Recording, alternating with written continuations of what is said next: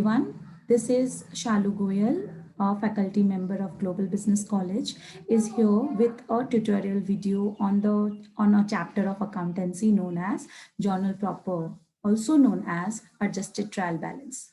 As you are familiar, you have read earlier, but this is a tutorial video which could help you in your studies. So it is necessary to note down all the notes and also to carry your pen and a copy for recording all the things. So let's get started.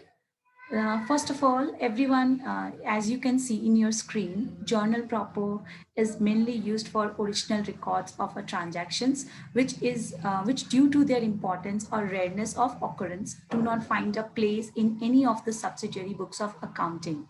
It means that journal proper is such a type of statement in the books of accountancy which does not record some kind of transactions due to their importance or rareness in any kind of subsidiary books. Suppose if any transactions has to be get recorded, but due to some technical errors or some sort of accounting standards, it could not be recorded in any of the subsidiary books such as cash book, purchase book, sales book, or any sort of it. So that time journal proper is the statement in which it has to be recorded.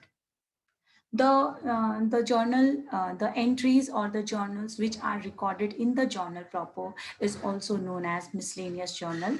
It certainly acts as same as the journal, but the difference is both follows the same rule, but the difference is that sometime the transactions which could not be recorded in the subsidiary books are to be recorded in the journal proper.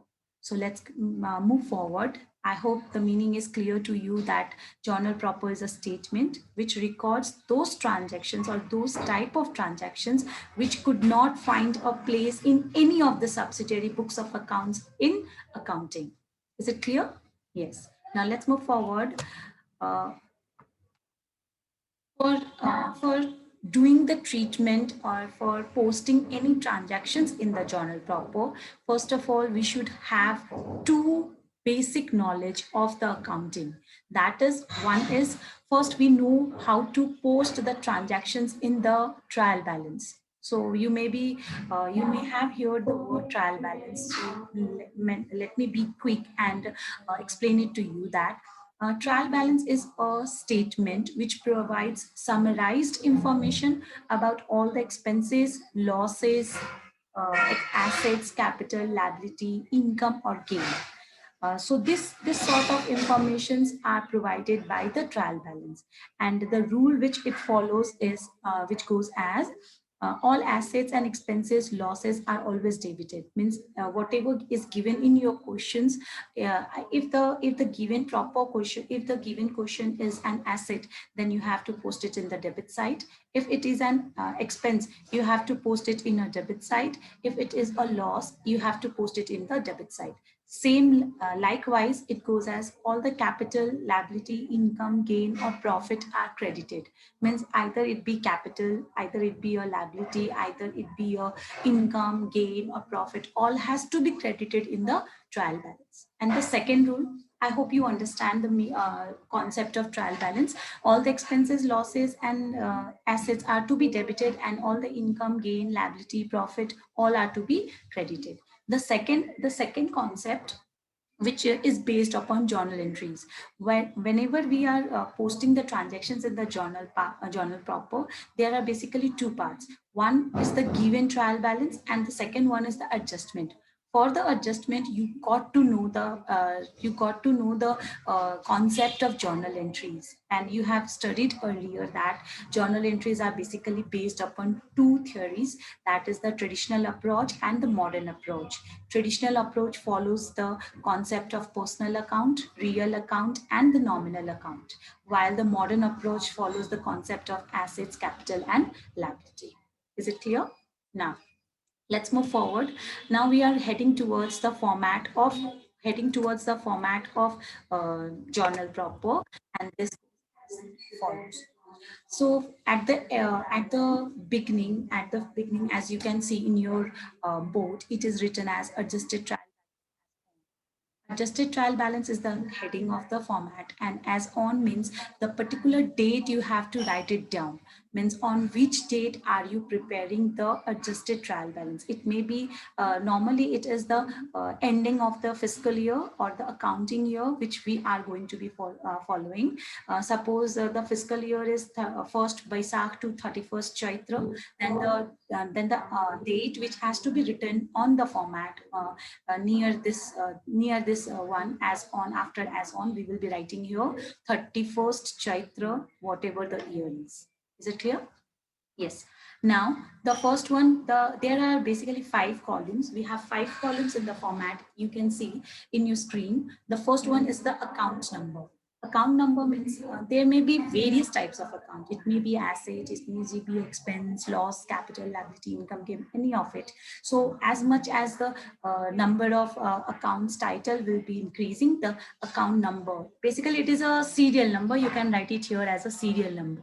Now the second one is the account title. The account title includes all the type of accounts. Either it is asset, or suppose if I tell you an example like what is building. Now you have the knowledge that building is an asset for the business. So it will be recorded as instead of asset, we will be writing here building. And then after in the unadjusted trial balance, we will be writing the amount, building's amount. Suppose say, if I say the building amount is rupees 50,000, then in the debit side, we will be writing here 50,000. Suppose I told you as a salary.